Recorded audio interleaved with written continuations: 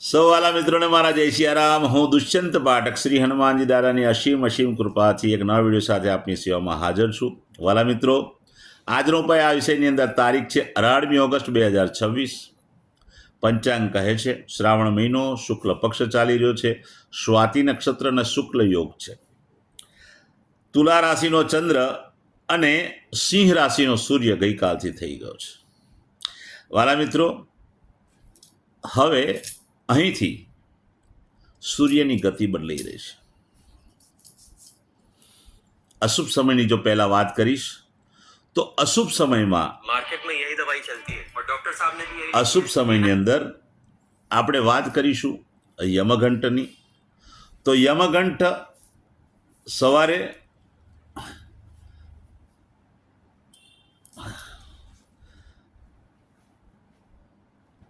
માફ કરજો, યમઘંટ સવારે 9:18 થી 10:54 સુધી છે અને રાહુકાળ બપોરે 3:43 થી 5:20 સુધી છે. આ બંને અશુભ સમય છે. અશુભ સમયની અંદર કોઈ પણ પ્રકારનું શુભ કાર્ય, શુભ યાત્રા ના થાય. શુભ કાર્ય અને શુભ યાત્રા કરવા માટે તમારે કોઈ સારું ચોગડિયું, કોઈ સારું મુહૂર્ત લેવું જોઈએ, જેમાં ઉત્તમ અભિજીત મુહૂર્તનો સમય બપોરે 12:05 થી 12:56 સુધી છે. વાલા મિત્રો, આજના ઉપાયની અંદર તમારે એક કામ અવશ્ય કરવાનું છે કે સ્નાન કરવા માટે બેસો ત્યારે તમારે થોડું અત્તર અને હળદર બે મિક્સ કરીને પાણીમાં નાખી દેવાનું છે. બંને મિક્સ કરી અને ત્યાર પછી તે પાણીથી નાહવાનું છે. હળદર અને અત્તર બે મિક્સ કરી પાણીમાં નાખજો, પછી તે જ પાણીથી તમે નાહજો. સાબુ શેમ્પૂનો ઉપયોગ કરી શકાય. નવું પાણી તમારે જોઈતું હોય તો પણ લઈ શકાય. સ્નાન થઈ ગયા પછી એક સફેદ કાગળની અંદર અડધી ચમચી જેટલું સિંદૂર મૂકી તેની પડીકી વારી 24 કલાક માટે પોતાના પોકેટમાં રાખજો. અને બીજા દિવસે વહેલી સવારે તે સિંદૂરની પડી પીપળાના ઝાડના મૂળમાં અથવા કોઈ પણ દેવ મંદિરે જઈને તમે ગણપતિ દાદાના ચરણોમાં મૂકી શકો. બીજું, સંધ્યાકાળ થાય ત્યારે પશ્ચિમ દિશા તરફનું મુખ રાખવાનું. શ્રી હનુમાનજી દાદાને એક કાગભૂષણની રામાયણજીનો પાઠ, એક હનુમાન ચાલીસાનો પાઠ અને સમયની અનુકૂળતા હોય તો સુંદરકાંડનો પાઠ પણ અર્પણ કરવાનો. ત્યાર પછી સુવાના સમય પહેલાં પોતાની પથારીમાં બેસવાનું, પલાઠી વાળવાની. ઓમ કૃષ્ણાય વાસુદેવાય હરે પરમાત્મને પ્રણત ક્લેશનાશાય ગોવિંદાય નમઃ આ મંત્ર યથાશક્તિ જપવાનું. બસ આટલું કરી લેશો એટલે આજનો ઉપાય કમ્પ્લીટ થઈ જશે. જે મારા વાલા મિત્રનો જન્મદિવસ 18મી ઓગસ્ટ 2026 અને મંગળવારના દિવસે તે બધા જ વાલા મિત્રો, સૌપ્રથમ તો એમને જન્મદિવસની શુભકામના. શ્રી હનુમાનજી દાદા તમારી મનોકામના પૂર્ણ કરે, બલબુદ્ધિ વિદ્યા આપે, તમારું અને તમારા પરિવારનું રક્ષણ કરે.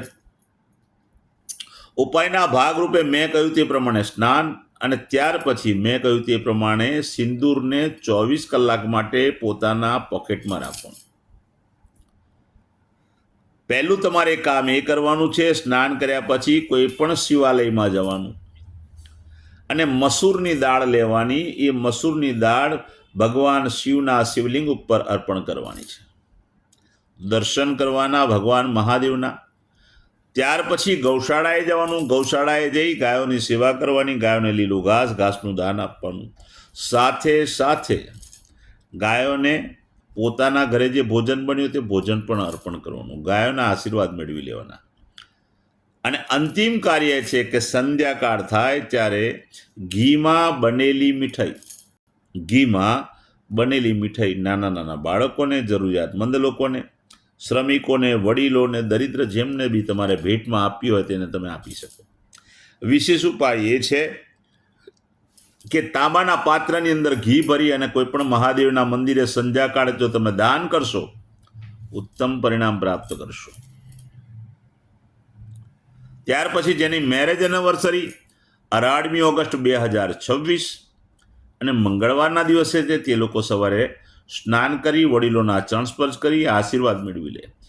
ત્યાર પછી પતિ અને પત્ની બંને શિવાલય પર જાય, કોઈ પણ શિવ મંદિરમાં જઈ તાંબાના પાત્રમાં ઘીનું દાન મહાદેવજીને કરે દર્શન કરી ત્યાર પછી ગૌશાળાએ જાય, ગાયોની પતિ પત્ની પરિક્રમા કરે, ગાયોને લીલું ઘાસનું દાન આપે અને સાથે સાથે પોતાના ઘરે જે ભોજન બન્યું તે ભોજન પણ ગાયોને અર્પણ કરે. ત્યાર પછી કોઈ પણ વૃદ્ધાશ્રમ, અનાથ આશ્રમ, વિધવા આશ્રમ, જરૂરિયાતમંદ લોકોને, શ્રમિકોને, બ્રાહ્મણને કે કોઈ પણ દેવ મંદિરે તમારે પૂર્ણ સીધાનું દાન કરવાનું છે, પૂરા સીધાનું દાન. બસ આટલી જ પ્રાર્થના કરું છું. જ્યારે સીધાનું દાન કરો ત્યારે મસૂરની દાળ અવશ્ય એ સીધામાં મૂકજો. આટલું કરી લેશો એટલે ઉપાય કમ્પ્લીટ થઈ જશે. આખું વર્ષ પતિ અને પત્નીનું ઉત્તમ રીતે પસાર થશે. મારા બધા જ વિડીયો યુટ્યુબ પર હોય છે. મારી યુટ્યુબની ચેનલનું નામ છે દુષ્યંત પાઠક. મારી ચેનલને સબસ્ક્રાઇબ કરજો અને બેલ આઇકન અવશ્ય દબાવજો. હું એક નિયમિત વિડીયો મૂકું છું. જો તમે બેલ આઇકન દબાયેલો હશે તો તમારા મોબાઈલ પર નોટિફિકેશન આવશે અને તમે મારો વિડીયો તરત જ જોઈ શકશો. એટલે પ્રાર્થના કરું છું, મારી ચેનલને સબસ્ક્રાઇબ કરો અને બેલ આઇકન દબાવો. મારું ઇન્સ્ટાગ્રામ, મારું ફેસબુકનું પેજ, આ બંને પેજમાં નામ દુષ્યંત પાઠક જ છે. મારા પેજને ફોલો કરજો, લાઇક કરજો અને પ્રાર્થના કરું છું બધા જ વિડીયોને શેર અવશ્ય કરજો. કોઈ સંઘર્ષમાં ફસેલા વ્યક્તિ સુધી આ વિડીયો પહોંચે, બસ મારી એટલી જ લાગણી છે. હું નિયમિત એક વાત પ્રમાણિકતાથી કહું છું કે મારો વિડીયો એકવાર જોવાથી કે ઉપાય એકવાર કરવાથી 24-48 કલાકમાં પરિણામ નહીં મળે. પ્રયત્ન જ ના કરતા. તમે મારો નિયમિત વિડીયો જોશો અને નિયમિત ઉપાય કરશો તો મને વિશ્વાસ છે કે તમારા જીવનમાંથી સંઘર્ષ, દુઃખ, પીડા, ચિંતા, ટેન્શન બધું ઓછું થઈ જશે. નવા વિડીયોમાં ફરીથી મળીશું. આપ સૌને મારા સીતારામ.